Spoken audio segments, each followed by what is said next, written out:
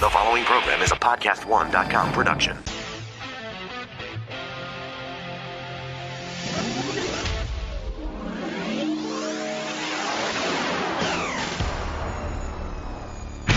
Your healthy radio addiction starts now. Power to the people! The Laura Ingraham Show.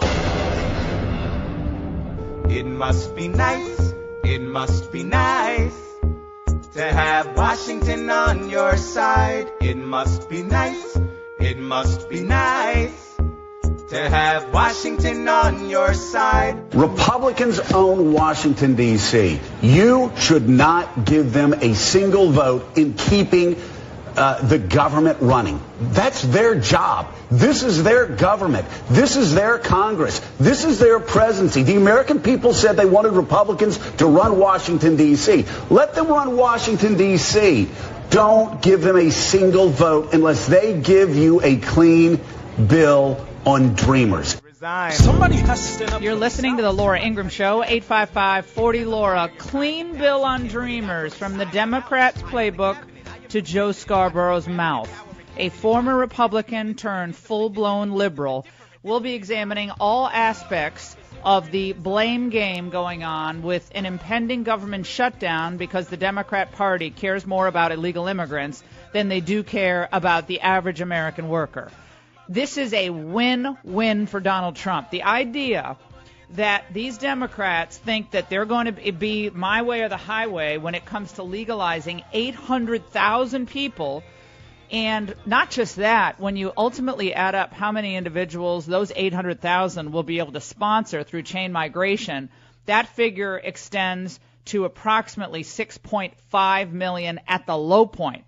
So we're talking about what happens once you become an American citizen and how you're able to bring in your family members, aunts, uncles, the nightmare that is chain migration today. Oh, sorry. Dick Durbin said it's racist to say chain migration, even though he said it himself on the Senate floor. All right, we're going to examine all aspects of this. Also going to be joined by Rand Paul. He's stopping by. VDH will be here, Victor Davis Hanson. We have a great show on tap. Also, a phenomenal show on tap tonight on the Ingraham angle you do not want to miss. We've been noticing that there's, I'm not going to give it away because I know people listen to the show and I don't want them to steal my ideas. But suffice it to say, the Democrats think that none of us have any historical memory on particular issues.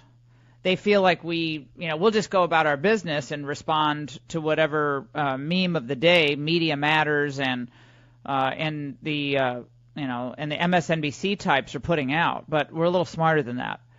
So we'll bring you the truth about what's really going on. This is pure politics. There's nothing else involved. They knew that Donald Trump could not accept that absurd Lindsey Graham attempted cram down of immigration amnesty with no meaningful border enforcement and an increase in chain migration. They knew that. And so, for days and days, I've been saying to myself, well, I'm not a conspiracy theorist. I don't want to jump to this idea that this whole thing was a setup. But, it's beginning to look that way. I mean, it's probably not, but it sure could be. When I say a setup, I mean this.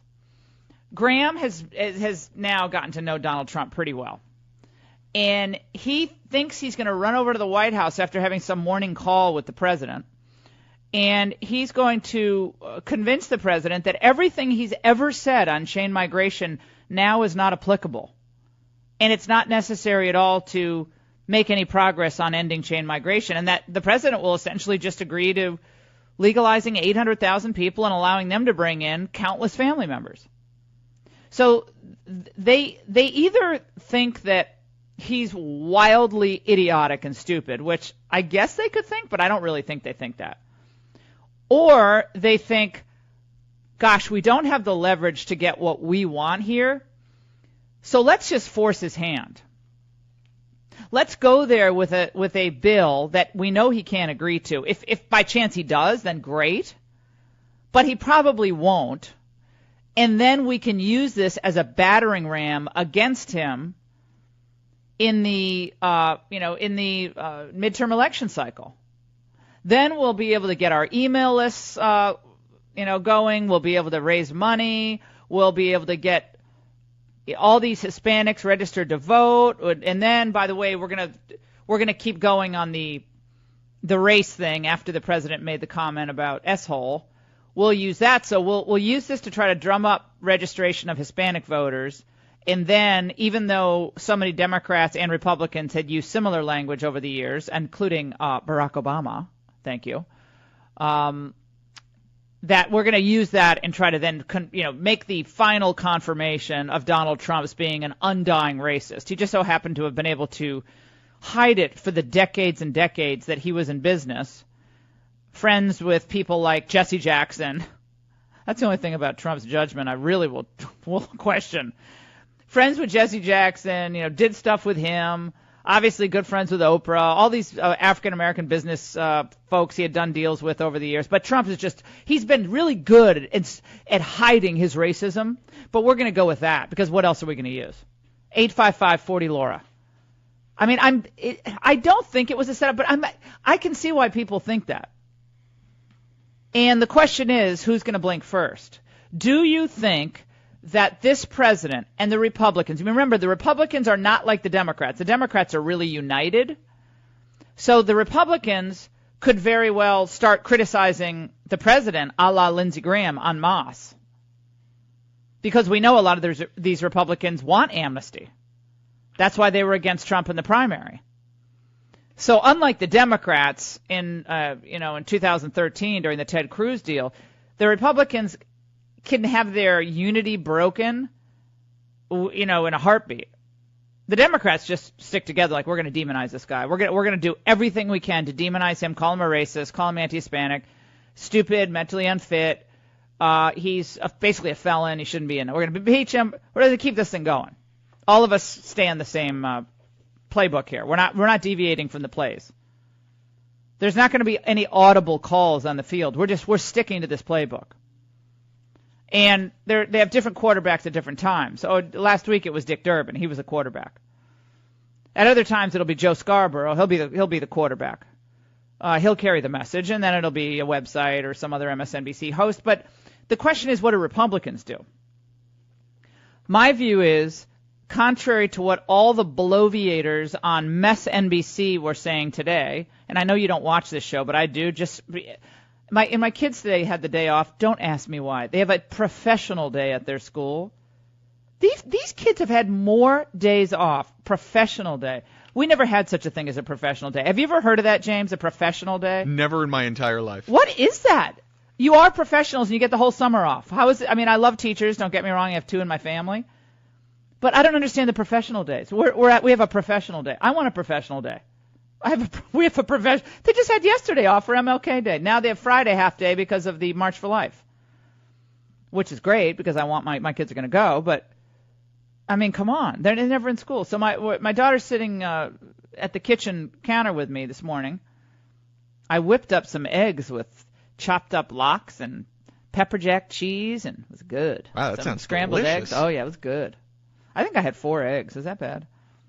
And Yeah, then that's good for you. Anyway, why am I going into these details? Hardly interesting. But Maria said to me, she said, she's 12. She said, do you like watching this show? Because, of course, she hears me talking back to the TV like a crazy person. She said, do you like listening to this show, watching? I said, do I look like I'm enjoying this? She said, no, so why are you watching it? I said, well, Because you're a good glutton question. for punishment. No, I said, I have to do it for my show.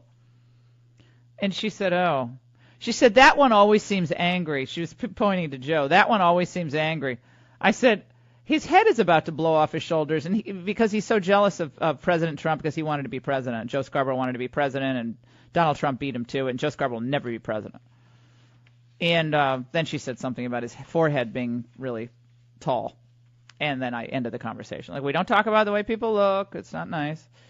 But these people just go on and on and on about how the Republicans must understand that demographics is destiny. How many times have we heard that? Demographics is destiny. And that if you don't do this for the Dreamers, you'll never win again. It's like a Hobson's choice. If you don't do this for the DACA kids, then you're finished as a party. That's what that dope John Heilman was saying today. And he's the one, by the way, in the fall of 2016 was saying, Donald Trump is finished. What a fool. If Republicans are idiots forever nominating him, he'll never win. I mean, this guy, when's the last time he got anything right? So my question to you today is, we're going to do a lot on this today because this is my issue and I really care about it. Do you think the president should cede to the wishes of the Chamber of Commerce open borders types and give a clean DACA? Joe Scarborough started something of a chant today. He started his own hashtag. I think we have the soundbite. Listen to the people in the streets. Listen to the people that knock on doors, that are going to be making phone calls for you in 2018. Don't do a deal with this guy. No DACA, no deal. So, again, let me just restate this for you. The Democrats are willing to shut down the U.S. government, shut it down, to placate people who are here in the country illegally and those who profit off of their future votes and those who profit off of low-skilled, cheap labor. That's what they think of their country today. That's what they think of the rule of law. That's how little they think of it. Illegal immigrants' demands come before the needs of the American people. Let me repeat it. Illegal immigrants' demands come before the needs of the American people. 855-40-LAURA. When we come back, we will remind you of what happened 4.5 years ago when it was a Republican who shut down the government and who these very same people blamed. Don't go away. Don't blame me. I can't help it. If you do, let me say again, you are too weak and too spineless and too stupid when it comes to politics and too cowardly to be given control of Congress in 2018. For hardworking Americans like us, it doesn't seem like there's ever enough time in the day. Freshly is the easiest and most convenient way to eat healthy, no matter what life throws your way. Freshly's team of chefs create all-natural, gluten-free dinners and deliver them fresh to your door. So even if you get stuck at work late, you can still come home to a delicious dinner cooked by a chef. No more worrying about having to figure out what's for dinner, and especially no mess to clean up after. Freshly chefs source the finest all-natural ingredients they can find, and then they work with nutritionists to ensure that their meals are as healthy as possible. All of the meals are made to order and pre-portioned. Their menu is created by chefs for people who want to eat healthy but are living busy lives and don't always have the time to do shopping, cooking, and cleaning. Check out this week's menu created by Freshly chefs and get $25 off your first order of 6 chef-cooked dinners plus free shipping by going to freshly.com/Laura. You'll feel so relieved to come home to a chef-cooked meal every night with Freshly. That's freshly.com/Laura for $25 off your first order. Order today to see what life's like when you no longer have to think about dinner.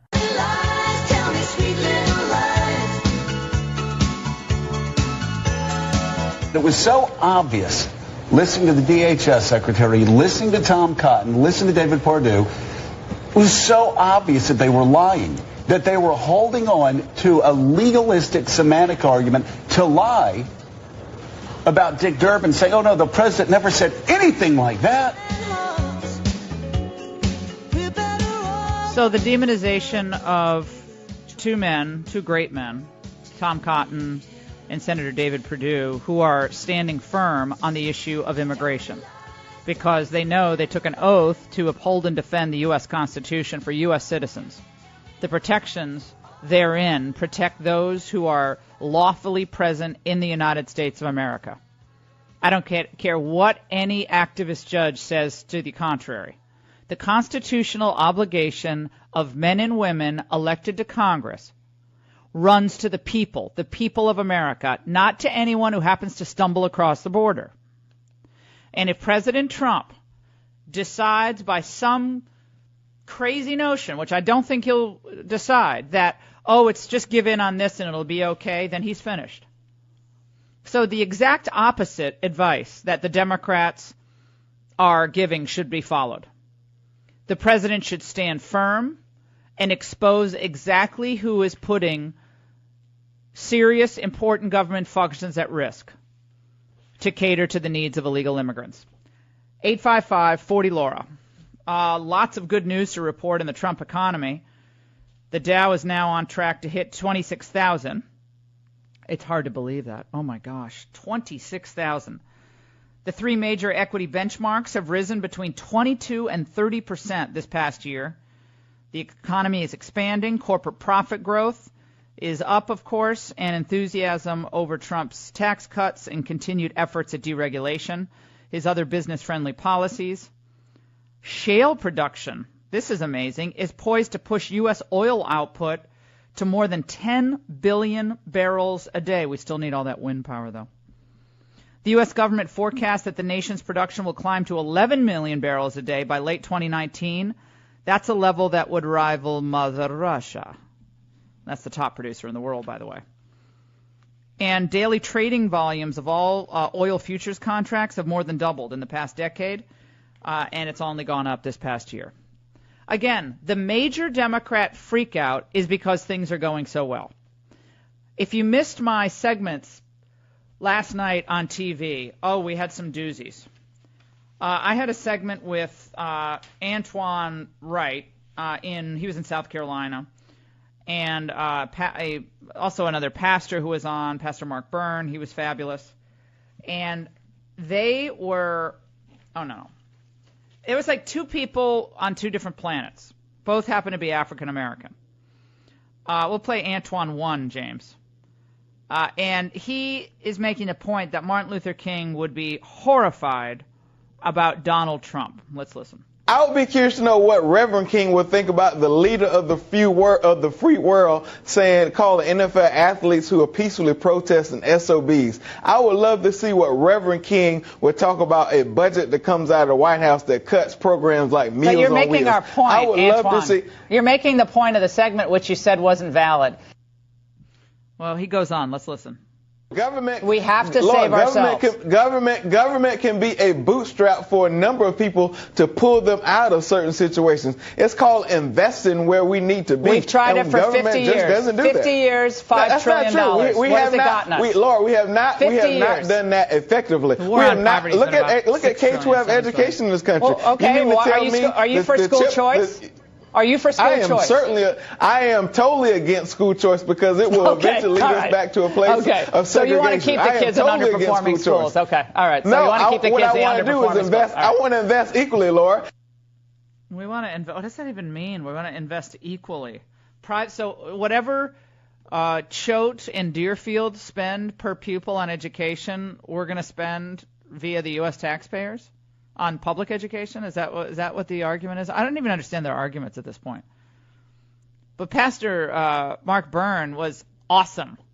We'll play some of that. If you missed it, it was a phenomenal segment. He's like, he was on with this other guest, actually, who's also very nice, but she's, obviously very liberal, Wendy Acefo, who basically said that, nothing's really getting better and the numbers aren't telling the real story. So the numbers aren't getting better for African Americans. People say these things, and I feel like I'm operating on a different planet. It's a completely different stratosphere of thinking. How can you honestly go on television and say things aren't improving for African Americans in the United States and acting like we're back in 1961 and police are releasing dogs on black protesters? I just don't. I don't understand how you retain credibility and actually go on TV and say these things. And I like these guests as people. They're nice people, and that I'm really glad they're on the show, and I'm really trying to make progress. But it is very frustrating, extremely frustrating when people come on and say things like the lives of African Americans are not improving under Trump. All right, we have a lot more to get to. Rand Paul will join us, and a lot more coming up.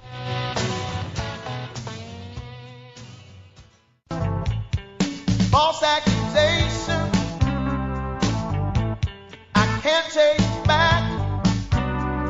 It was so obvious, listening to the DHS secretary, listening to Tom Cotton, listening to David Perdue, it was so obvious that they were lying, that they were holding on to a legalistic semantic argument to lie about Dick Durbin, saying, oh no, the president never said anything like that, when in fact they may have heard it as House instead of whole. Meanwhile, a distinction without a difference, while they absolutely assassinate Dick Durbin's character.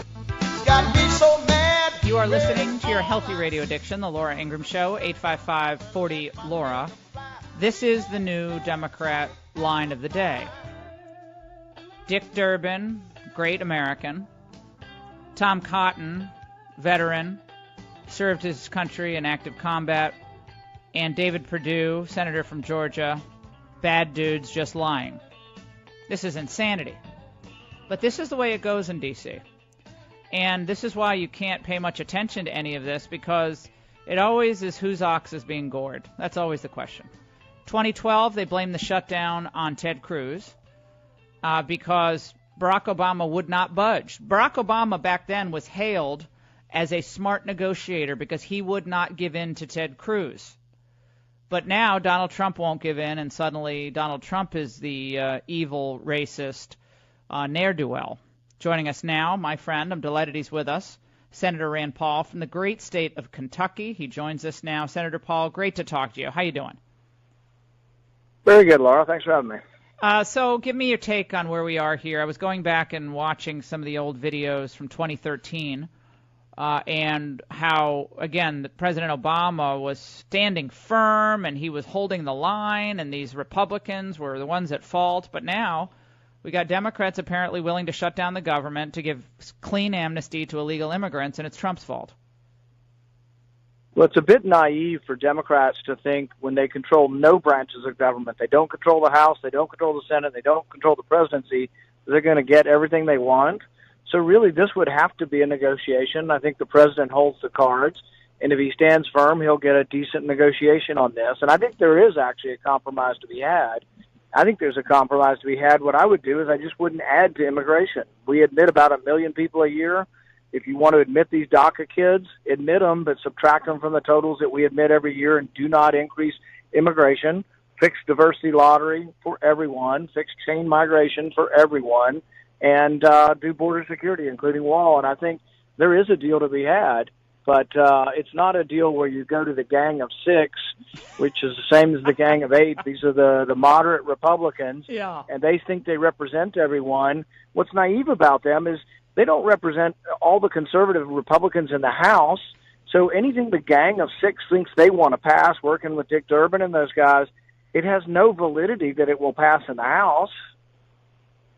No, and I think, again, you've been making this point, which I think is brilliant. And you know me, I don't suck up to you, Senator, but I've liked your argument all along on this.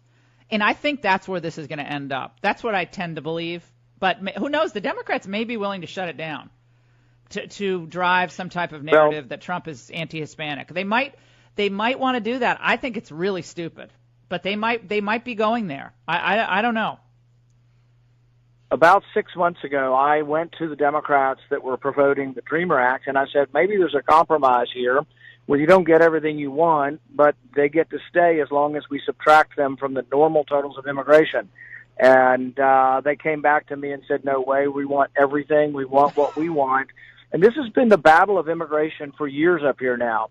The people who say, oh, immigration is because Republicans blocked it, nothing ever changes immigration, because there are some things that are good that we could change, getting rid of diversity lottery, chain migration, et cetera. None of that ever happens because Democrats want what they want, and they're unwilling to compromise. It's really been Democrats want everything. They want comprehensive. They want everything they want, and they've never been willing to compromise with the other side. Mark Short, domestic policy at the White House yesterday, said, we feel like there's still a deal to be made here. Things we are asking for are common sense. And again, they're not closing the door. They're keeping the door open at the White House. But I think even Congressman Diaz-Balart, who is certainly more in line with Lindsey Graham than I am on immigration, and I think he would probably be more on Graham's side substantively. Even he came out in this Washington Post piece, Senator Paul, and said, coming out of that meeting and leaking something the president said behind closed doors was a toxic move. That was a move that hurt the process. When you realize you have all these holier than thou, mightier moralizers coming out And when you look back at Lindsey Graham's comments in 2013, he said exactly, if the president did say this, he said that we can't have all these folks coming from these hellhole countries. There have to be limits. And I'm not saying that's a good way of putting it for Lindsey Graham or the president, but when he said it, nobody was calling him a racist, and now he's a great statesman that everybody's looking towards for talking to President Trump and telling President Trump he was wrong. But in reality, there is a valid point. More people want to come from economically distressed countries than non-economically distressed countries. And so there do have to be the recognition that if everyone could come, there was a survey done a couple years ago and said if everybody who wanted to come could come to the U.S., 700 million people would come next year. And so we can't have all of them coming. So obviously we do need to be aware that more of them want to come from economically distressed areas. If the debate had been in those terms, we never would have gotten into all this other stuff. But we are where we are. The left is making it worse by continuing, the left-wing networks, the left-wing politicians, by continuing just to make this all about calling the president names. And now the hashtag is no DACA, no deal. So that is what is trending on the left right now, and MSNBC this morning picked up on it. I think if I had to guess right now, I'd say they're going to push this to the very last second, and maybe they're just doing it for political reasons. I'm not really sure, but it seems like they think they have an electoral victory here. There's an irony here in that they blame the president and say he's some kind of hater. So I brought up that the president helped finance my medical mission trip to Haiti and to Central America. And you know what they're saying now? They're all calling me a racist. They're all saying they wish, if you look at my Twitter feed, every other Twitter response from a leftist is wishing me violence and I was injured recently. They're wishing that I would be re-injured again. And it's like, really? These are the people calling Trump a hater, and yet they're so filled and consumed with hate that they want violence to be meted out on our public officials, and everybody that disagrees with them they call a racist. It's a terrible situation, but coming from the extreme left. The extreme left doesn't want dialogue. They're the ones destroying any kind of civil atmosphere here. Well, and it's a shame because on Martin Luther King Day yesterday, we ended up having on our show on Fox, on the Ingraham Angle, we had really interesting conversations about the full life of King and how as a preacher, the core of King was the Bible. That's where he always was. It was always coming from the Bible, and it was a love of God, sacrifice for your fellow man, love over hate, and the left has turned King into a completely secular progressive, so much so that CNN tweeted out that he was socialist before it was cool, and he was an environmentalist before it was cool. And so tagging MLK with all of these reflexive left-wing issues. Of course, he was pro-life, as was his father, and it was before Roe versus Wade, but the sanctity of life, the idea that Dr. King, they can immediately say Dr. King would be for Roe versus Wade. I mean, it's a Rorschach test, apparently. Yeah. And, you read a letter from a Birmingham jail, and there's a very philosophic discussion of, what is a just law. And one of my favorite quotes from that is that an unjust law is any law that is promulgated on a minority but not made binding on the majority. In other words, a law that does not equally apply to everyone is the very definition of an unjust law. That's what segregation and all of these legalized things that happened in the Jim Crow South were. Is they violated the fundamental principle that a law should apply to everyone equally. And that's an incredible precept. It's simple, but an incredible thing to base a society on, that laws apply. And really our country was one of the first ever to do that. In previous iterations, you had countries that had royal, you had nobility. People always were above the law. And we were the first country, not perfect in the beginning, but after the Civil War, getting closer to the fact that everybody would be treated equally under the law. We're talking to Rand Paul here on the Laura Ingraham Show. And Senator Paul, there are now 4 or 5 members of Congress who have said they are not coming to the President's State of the Union. Frederica Wilson of the rhinestone cowboy hat fame. Of course, Maxine Waters, John Lewis. What of that? I've been surprised because throughout 8 years of President Obama, I was there for 6 of those. I went to the White House Christmas party when he was there. I went to this year at the White House Christmas party. There were like 3 Democrats there. In fact, it was kind of a nice party because they didn't come because there was a lot more room and space for everyone. But it was kind of disappointing in the sense that most Republicans did go when President Obama was in the office because the White House really belongs to the people, not to one particular president. And same with the State of the Union. I don't quite get it, but the vitriol has become so crazy. But even though I disagreed with President Obama, I sat down with him to talk about criminal justice reforms and things like that. I called him on the phone. I rode on Air Force One with him. And, I disagreed with him probably 95% of the time, but tried to work with him on the 5% that we did agree with in a civil way. If you had to give President Trump some advice here, and I know you're probably loath to do that, but just where we are now with the toxicity of the conversation, and the left is clearly just using any opportunity to brand him as a hater or a racist or what have you. How would you advise that he make progress here, if that's possible? I think on policy, the first year was just an incredible success. Justice Gorsuch was a great success. Getting rid of 15 regulations, great success. Big tax cut, great success. A lot of good things happened. But I would say that intemperate language doesn't help. And so I think we could do even better. We'd be less distracted if we had less of the daily dialogue. And I know that's what he's famous for, and he likes talking directly to the people. But I think if there was less ammunition, we'd get less distracted from the good things that he has done and that we've all been part of. Well, and I think I would agree with you on that. I think, however, regardless of what he said behind closed doors, I mean, he could have served them tea and crumpets and given them commemorative, White House cufflinks and said, "Look, I can't do this deal." And there would have been something that they took out of that meeting that they would amplify and claim was an insult to the Dreamers or an insult to, to the people. If not his comment about S-hole, there would have been something else. Because, even when the president remember when he went to that, church in Detroit and had those amazing moments, the media almost didn't cover it at all. If I didn't run on it on my own digital recorder, I would have never seen it. Yeah, and look at the whole Russia thing. You have whole networks that go crazy on this thing. They're still going all on collusion. And really the only evidence we have of collusion right now, the only evidence we have of somebody in Russia being paid for information during the campaign was Hillary Clinton's Oppo research with Chris Steele paying Russian agents for fake dossier information that they stuck in that dossier. That's the only proof we have of actual collusion with Russian agents of the government was Hillary Clinton's campaign paying the Russians, and yet all we still talk about, and that's what I keep asking the left-wing commentators is, well, if y'all want to keep this Mueller investigation going on, I guess we need to investigate the only evidence we have of collusion so far, which is Hillary Clinton paying a British spy to buy information from Russian agents.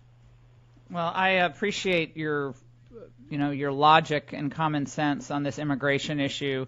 Senator Paul, you've never been one to be pulled in one way or another on these issues, and I think results ultimately will have a huge effect on the way people think and feel about these issues, regardless of the bloviators out there. And come on TV soon. Give my best to all your staff. Senator Rand Paul here on the Laura Ingraham Show. A lot more to get to, including the latest from the crazy left, as Senator Paul said, on the Russia investigation. Don't go away.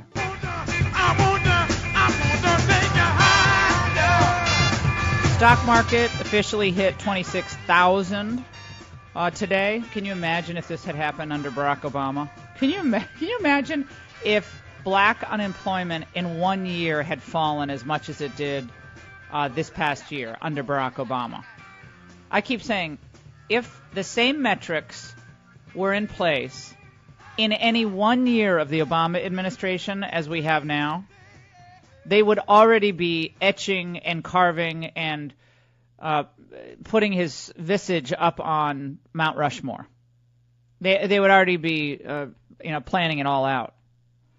They're not having parades to honor Barack Obama. But, again, Donald Trump doesn't count because he happens to be of the wrong party, and so their only response is to seek and destroy. Should Donald Trump agree to a clean amnesty under any circumstances? I want to hear from you. 855-40-LAURA.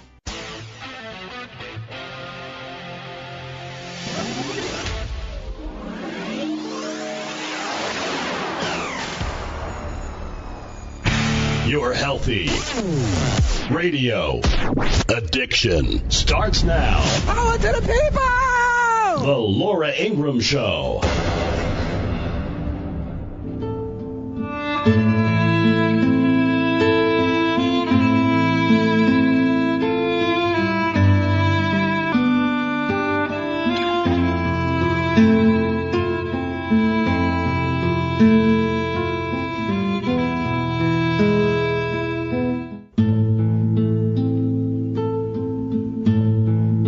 Another immigration sob story. These have to be very difficult days for you. What is it like for you and your kids to watch what's going on in Washington right now with the Dreamers?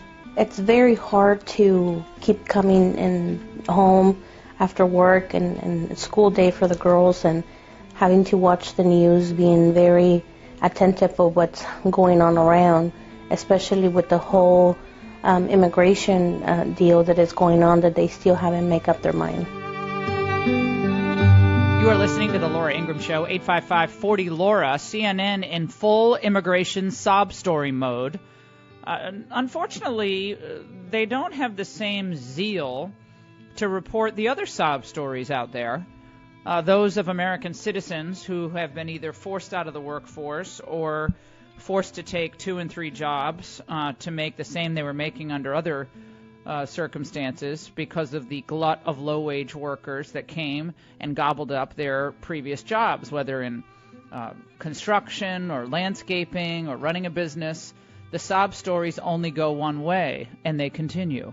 What do you think's going to happen? What are you afraid of? I'm afraid of going back to a country that I haven't been in 21 years, that I don't even think I remember. The fact that I will be coming to a country that I don't know, and whether I'll be bringing my kids with me or not. I think that we all see the violence on the news where I come from, Mexico, and it's very difficult to even think about having to start thinking about making a different life. Well, I'm sure it is hard for her to think about making a different life, and that's why parents shouldn't bring people here illegally in the first place. But I'm sure it is very hard. And I thought she was going to, use derogatory language to describe her country of birth, Mexico, for a second, but she didn't go there. 855-40-LAURA. These immigration sob stories are coming out right on cue. Again, another attempt to force Donald Trump to agree to something that will destroy his base and their enthusiasm for him and destroy any chance of his being reelected, which would be a clean passage of amnesty in exchange for basically nothing. This as the DOJ and DHS today, Department of Homeland Security, are reporting that 3 out of 4 individuals convicted of international terrorism and terrorism-related offenses were foreign-born. The Department of Justice today released this report revealing that 402 individuals convicted of international terrorism-related charges in U.S. federal courts between September 11, 2001 and December 31, 2016 were indeed foreign-born. Over the same period, ICE removed approximately 1,716 aliens with national security concerns. And then in 2017 alone, DHS had 2,554 encounters with individuals on the terror watch list, also known as the FBI's terrorist screening database, who were traveling to the United States. This report was required by Section 11 of President Trump's executive order that was titled Protecting the Nation from Foreign Terrorists' Entry into the U.S., which declared that it is the policy of the United States to protect its citizens from terror attacks, including those committed by foreign nationals. So this report reveals an indisputable, sobering reality. Our immigration system has determined our national security and our public safety, said Attorney General Sessions, and the information in this report is only the tip of the iceberg. We currently have a terrorism-related investigation against thousands of people in the U.S., including hundreds of people who came here as refugees. I don't think Chris Cuomo will be doing breathless reports about that. We'll get to all of this in your calls. Let's go to the line. DJ in Texas on line 3. Should President Trump, under any circumstances, agree to the heavy hand of what Durbin and Graham are trying to push on him? Go ahead. Absolutely not. It's a ridiculous thought. Anytime, at prima facie evidence, that the Democrats offer something, it's absolutely not good for Trump, and it's not good for the American people. That should be first thing on Trump's mind. I know that Trump's base gets sketchy and scared, and we feel like we've been duped anytime Trump even or goes towards agreeing with something that the Democrats, especially amnesty. If they go along with amnesty, it's going to be the end of the Republican Party and Trump in two ways. One, they're going to lose confidence from all the people. Two, the base for the Democrats is going to grow exponentially, and we may never get a president again. Well, that's why DJ, when they went to Trump last week on Thursday, and when they say it's bipartisan, that means nothing, because Graham and Durbin agreeing on an immigration measure is like saying the sun comes up. Yeah, of course they agree, because they're both open borders politicians. They want more and more and more immigrants. There's no limit to the amount of immigrants they want coming to the United States, either of them, for different reasons. But the idea that 800,000 people who are here illegally can then bring in millions more via chain migration is just that does spell the total end of the GOP. And Trump is not a moron, contrary to what they might think. He wasn't going to agree to that. They knew it, though. They had to know he could never agree to that. And so then they go out of the meeting and they leak this, the colorful language from Trump, which I don't approve of, but nevertheless it was similar language used by both Lindsey Graham and Barack Obama to describe other countries, third world countries, countries with real problems. And big deal, as if these Democrats suddenly have the ears of a child, a 5-year-old child. They've never heard this language before. Oh, it's racist. Oh, get out of town. Stephanie in Alabama on line 4.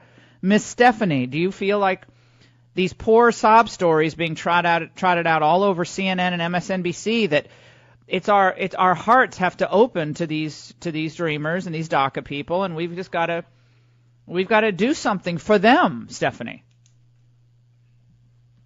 Laura, do you want me to tell you the real sob story of immigration? This false sense of humanity that the Democrats are spewing is horrible. I'll tell you the true story of what happened. Several years ago, a recruiter goes down to Mexico and tells this family, hey, I've got this farmer. He's got all this work for you. Come to America. It's the best thing that will ever happen. These low-skilled workers come over with, oh, I'm going to make all this money in America.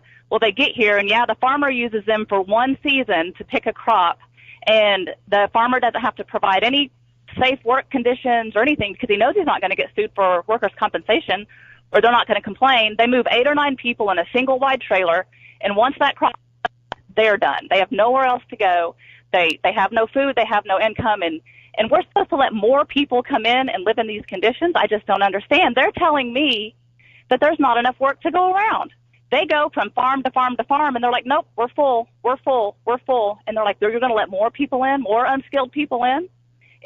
No, it needs to stop. These people are living in substandard conditions, but the Democrats say we're inhumane for wanting to stem the tide of illegal immigration. Yeah, who's compassionate now? And why is the compassion only run one way? Why don't we express the same concerns and compassion for the American worker, the inner city family, whose best job could be working perhaps at McDonald's?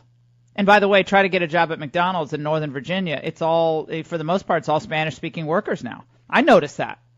A lot of Spanish-speaking workers. I mean, that's fine, but are there no people who need those jobs? I mean, that's a job I had. I wasn't very good at it, but I did have it for a year until I got fired. So, why are entire industries now being occupied by only one ethnicity? Why is that happening? Why do the diversity people like that? How is that diversity? Why is every 7-Eleven owned by only one ethnicity in the area? Why is that? I mean, I guess you could just say they're better and smarter and more entrepreneurial. Okay. I guess we can go to the American people and tell them that.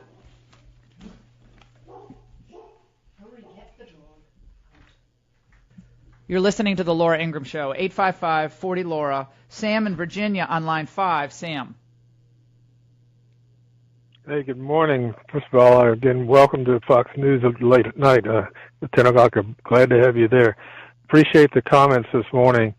I'm very much concerned about the DACA thing. I'm not one that wants just to open this DACA thing to anybody who wants to come in. My feeling, these are immigrants, and if they're going to want to be U.S. citizens, they need to go through the exact same training and learning history of this nation, before they can be certified as a citizen and have the right to vote.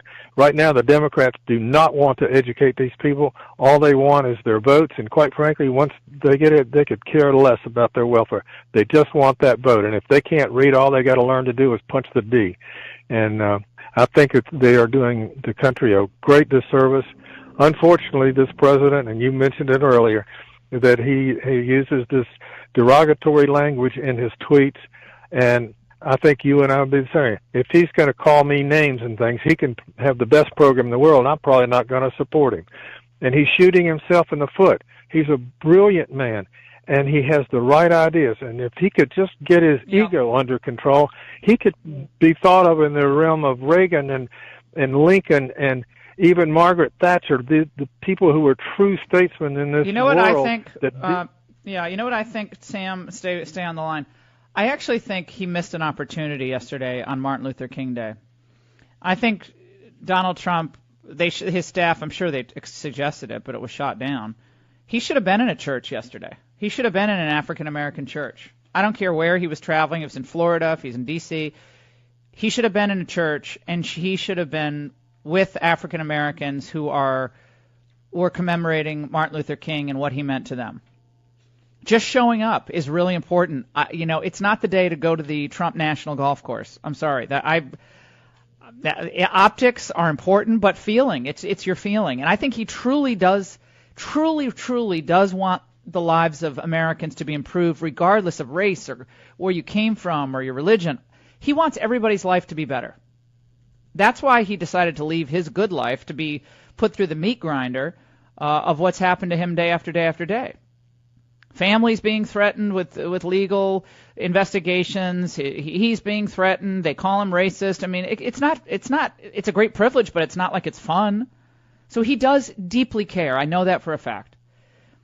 But sometimes you got to do things that are uncomfortable, and maybe they're trying to frighten him out of black churches and not going to, because someone's going to scream out you're a racist. Let them scream out you're a racist. The fact that you're there and that you listen counts for an enormous amount. Do you agree with me on that? 855-40-LAURA.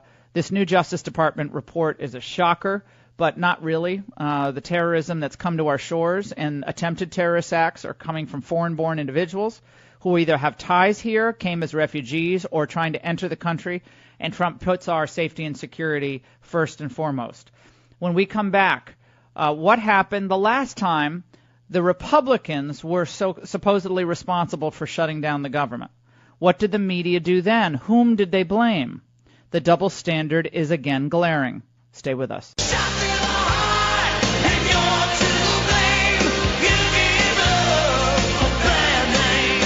Republicans own Washington, D.C. You should not give them a single vote in keeping the government running.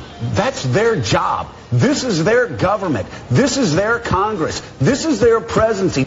Don't give them a single vote unless they give you a clean bill on Dreamers. My hair hurt. You're listening to the Laura Ingraham Show, 855-40-LAURA. Remember to follow me on Facebook and on Twitter, and you can be part of the conversation. We have, and I hope it's up there, I think it is, Jim Carrey's worst movie. I want you to go to Facebook and vote on which movie is his worst. He trashed Trump the other day, so I decided to go back into his annals of horrific films, and so it's a fun little poll. So go to Facebook. and vote. And Ingraham Angle tonight, phenomenal show on tap. You're not going to want to miss the opening monologue called The Angle. Tape it if you're out, and you'll be able to watch it in the morning or later on in the evening. So we love having new viewers, and spread the word if you would. All right, so that's Joe Scarborough, no DACA, no deal. He's officially a member of the far left Democrat Party now. He calls himself an independent. We should just call him Joe Brzezinski, don't you think? It's Morning Mika, and Joe Brzezinski is the co-host. And okay, so that's him. Now, so he's blaming the Republican president if the Democrats decide they are going to not sign on to government funding if they don't get 100% of what they want.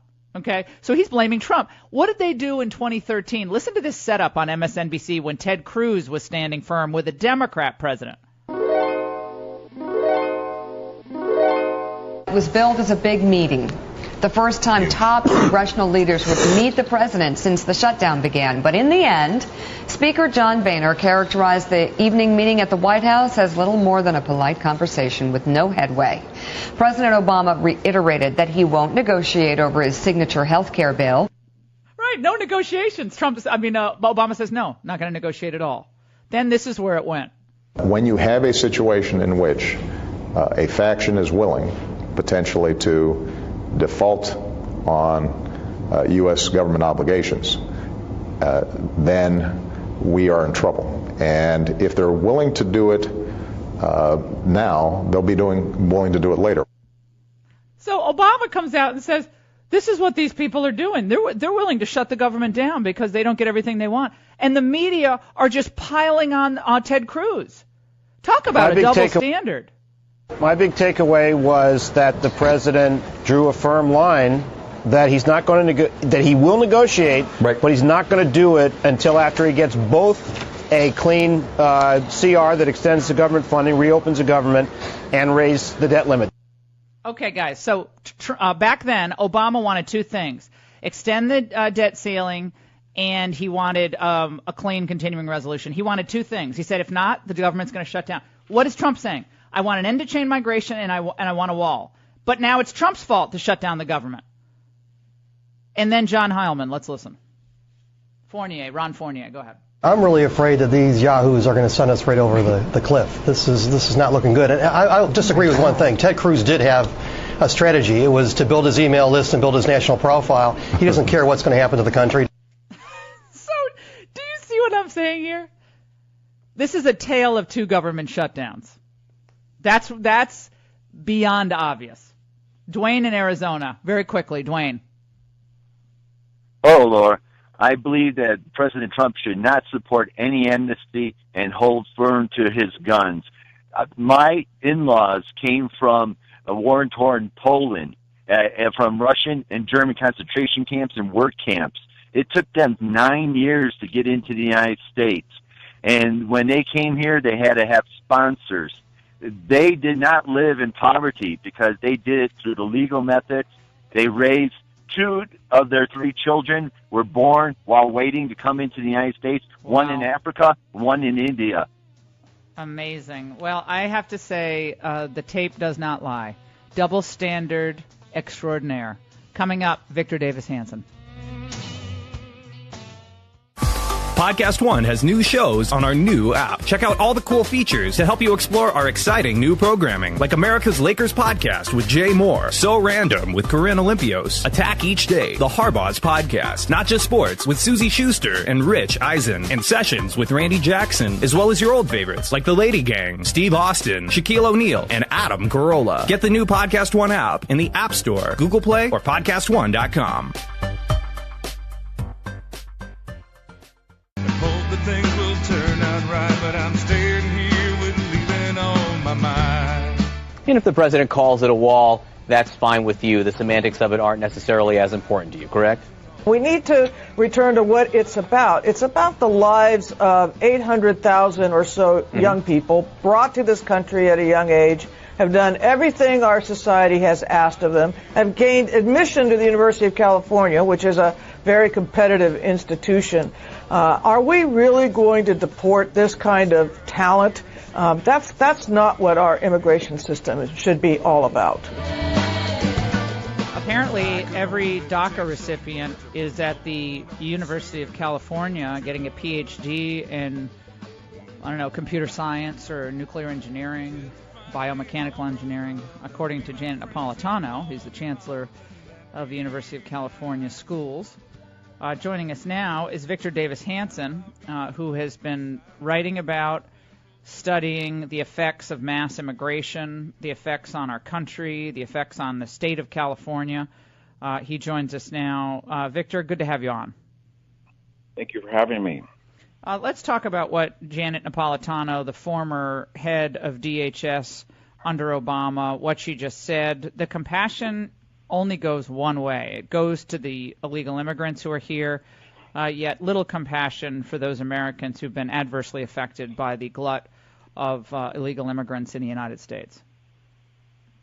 Yeah, I think that we have there are people in DACA, the 800,000 person cohort, that may have gone to college and graduate, but that's 5%, Laura, and it's less than a half of 1% that joined the military, and about 40% dropped out of high school, and only 5%, as I said, have a college degree. So it's what you'd expect when you have a lot of people coming in an illegal fashion from a country whose parents came illegally from a country that doesn't speak English, and they did not have education or capital. It's just a fact. So what do we do with people from DACA? And I think it's really, this issue is sort of emblematic of the whole debate. And what we're seeing is the Chamber of Commerce, Wall Street Journal wing wants inexpensive labor. That's just a fact. That's what Lindsey Graham's all about.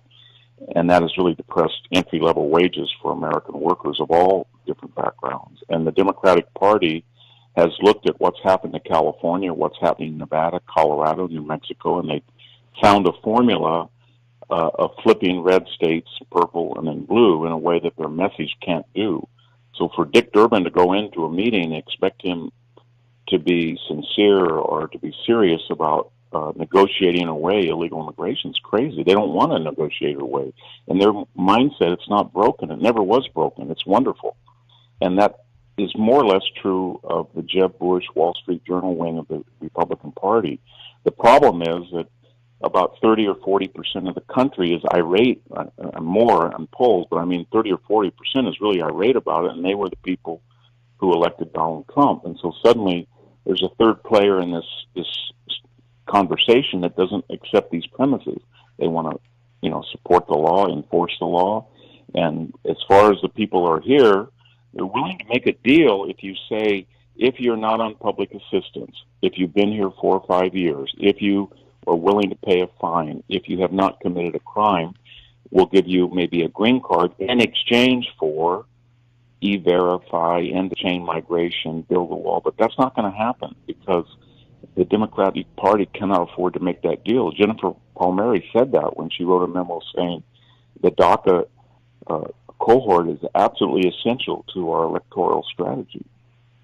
We're talking to Victor Davis Hanson here on the Laura Ingraham Show. The amazing difference between the way they treated the government shutdown in 2013, the same characters on MSNBC were blaming Ted Cruz, despite the fact that Barack Obama, after the Republicans actually went up to the White House, John Boehner and others, and tried to cut some deal to end the shutdown, Obama said, no, I want a clean, continuing resolution. I want the debt ceiling raised.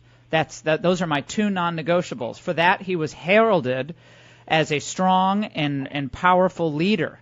Now Trump does the same thing on his two issues that are non-negotiable, and they are proceeding to brand him, the worst of all possible things. The double standard is glaring.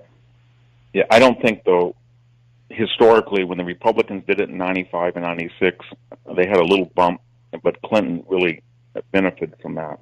Any party who shuts down the government, whether it's legitimate or not, or for good or bad cause, is not going to come out ahead politically, I don't think, and especially in this case, because the average voter is going to say, wow, they shut down the post office, they shut down the government over the status of people here illegally. This is crazy. So that's a losing message, I think, for the Democrats. I know, and they're trying to blame Trump for it. When Trump's White House yesterday in the Washington Post said, we're more than willing to, to come to some kind of agreement here, but it has to be ending chain migration. It has to be a real enforcement. I don't think they can afford to do that. Yeah, I don't think. See, if you end chain migration, if you end open borders, and you have a melting pot assimilation paradigm, then you're basically saying to the Democratic Party, someone who came here from Mexico is going to be like an Italian American. If his name is Lopez or Martinez, he's going to be no more predictable politically than is Cuomo or Giuliani as a surname. And we're going to treat people as individuals based on the content of their character, not their tribal affiliations or their appearance. And the Democrats don't have confidence in the progressive message to appeal to 51% of the people. And their way of thinking, we can't afford to do that because we've had 13 million, 14 more than that probably come in, and they become dependents or wards of the state, at least in some cases, and we offer them a whole basket of entitlements and quid pro quo fashion, chain migration. It was all there in Jennifer Palmieri's memo. We can flip red states like Colorado, New Mexico, California. We can flip them blue. And I just don't think they're going to negotiate that away. So they will then move toward this government shutdown and then seek to blame Trump for it, and then the media will join in. I think that's their strategy. And I don't think it's going to work. I think people are going to get angry, and then they're going to be forced to make some concessions. But they're never going to say, we want to give up open borders. They're just not going to do it. The old Democratic Party, remember Bill Clinton to Jimmy Carter said, open borders are bad. Cesar Chavez went down with thugs and tried to stop illegal immigration because they said, it's competition to unionization. It takes away entitlements from the poor. It's not, these people are not going to vote for us, but not this new progressive party. They're just not going to do it. And there's no way you can, after 2008, that was the big dividing line. After 2008 and the ascension of Obama, they're never going to go back again. They don't see that the system broken. They see it as wonderful. And it's really changed their electoral chances, and they're not going to give that up unless they're forced to. Victor, George Will responded to your recent column. I believe, James, was this yesterday or the day before? When was this? Yeah, yesterday. I don't know which one. I haven't read it, what he said. Yeah, well, let's listen. He's committed no impeachable offense. Being a lout is not a high crime or misdemeanor. So you think he's protected by the fact he hasn't committed felonies or misdemeanors even? He has committed no behavior looking forward that impeachment would be used as a prophylactic measure to stop him. Well, interesting word. Anyway, let's talk about it. The country voted for this. They ought to have the experience intensely and protractedly so they're not tempted to do it again. Your reaction to that? Apparently that's in response to your column, my staff says. I mean, he's in one way he's right? Yeah. Yeah, the country voted for it. So what could you impeach him on? He hasn't committed. Will was right about that. Where I disagree with him is he thinks that we have to be punished by 3% 4% economic growth. We have to be punished by record Wall Street. We have to be punished by paying some attention to people who were forgotten between the two coasts. We have to pay attention to illegal immigration. He doesn't want that anymore. And so we have to be punished by having this Trump implode or discredit the Republican Party. And then Phoenix-like people like Bill Kristol and George Will are going to meet in a room and they're all going to say, how do we bring back Jeb Bush and Mitt Romney and get a party that will be respectable and get about 46% of the vote and lose every election, but that will be liked again. And that's pretty much their ideology. I see it, I'm not speaking ill of my colleagues, but I see it where I work at the Hoover Institution. I see it at National Review.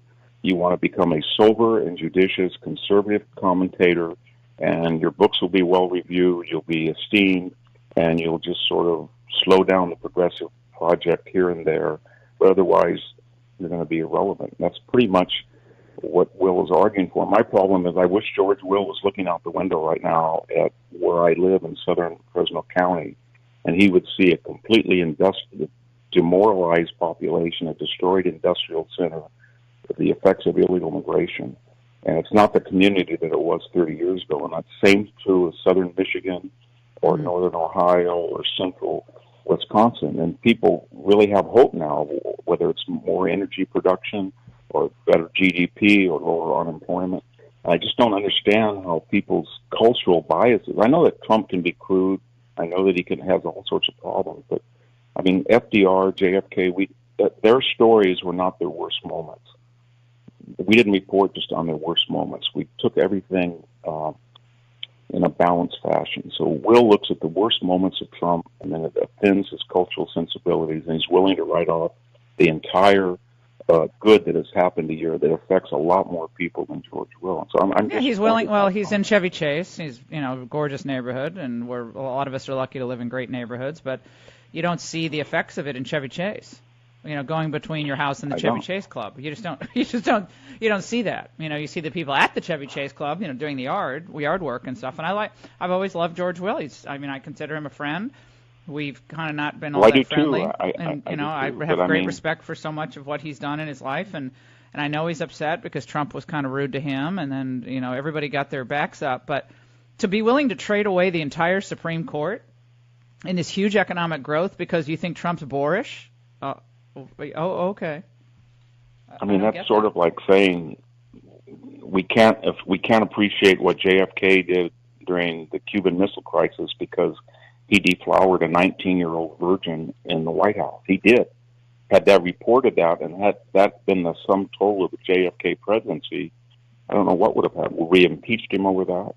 So people they're not gods. They're just humans. And I'm not condoning what Trump says and does sometimes. But you have to look at 310 million people's lives. And the Progressive Project was leading us in a direction that was... The following program is a PodcastOne.com production.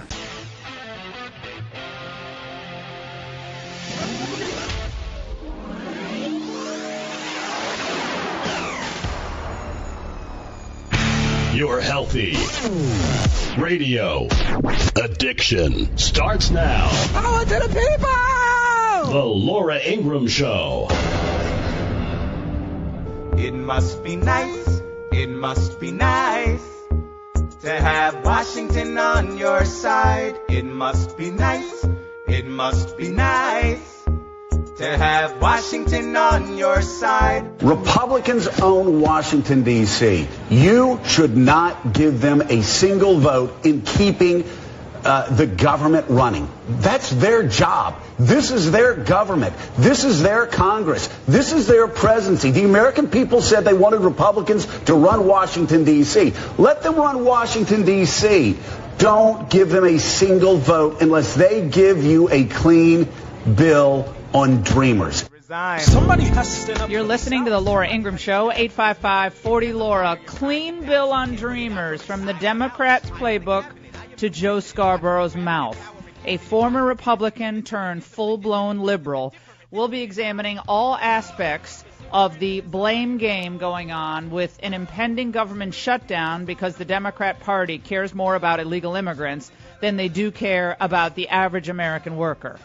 This is a win-win for Donald Trump. The idea that these Democrats think that they're going to be my way or the highway when it comes to legalizing 800,000 people, and not just that, when you ultimately add up how many individuals those 800,000 will be able to sponsor through chain migration, that figure extends to approximately 6.5 million at the low point. So we're talking about what happens once you become an American citizen and how you're able to bring in your family members, aunts, uncles, the nightmare that is chain migration today. Oh, sorry, Dick Durbin said it's racist to say chain migration, even though he said it himself on the Senate floor. All right, we're going to examine all aspects of this. Also going to be joined by Rand Paul. He's stopping by. VDH will be here, Victor Davis Hanson. We have a great show on tap. Also, a phenomenal show on tap tonight on the Ingraham angle you do not want to miss. We've been noticing that there's I'm not going to give it away because I know people listen to the show and I don't want them to steal my ideas. But suffice it to say, the Democrats think that none of us have any historical memory on particular issues. They feel like we'll just go about our business and respond to whatever meme of the day, Media Matters, and the MSNBC types are putting out. But we're a little smarter than that. So we'll bring you the truth about what's really going on. This is pure politics. There's nothing else involved. They knew that Donald Trump could not accept that absurd Lindsey Graham attempted cram down of immigration amnesty with no meaningful border enforcement and an increase in chain migration. They knew that. And so, for days and days, I've been saying to myself, well, I'm not a conspiracy theorist. I don't want to jump to this idea that this whole thing was a setup. But, it's beginning to look that way. I mean, it's probably not, but it sure could be. When I say a setup, I mean this. Graham has now gotten to know Donald Trump pretty well. And he thinks he's going to run over to the White House after having some morning call with the president. And he's going to convince the president that everything he's ever said on chain migration now is not applicable. And it's not necessary at all to make any progress on ending chain migration, and that the president will essentially just agree to legalizing 800,000 people and allowing them to bring in countless family members. So they either think that he's wildly idiotic and stupid, which I guess they could think, but I don't really think they think that. Or they think, gosh, we don't have the leverage to get what we want here,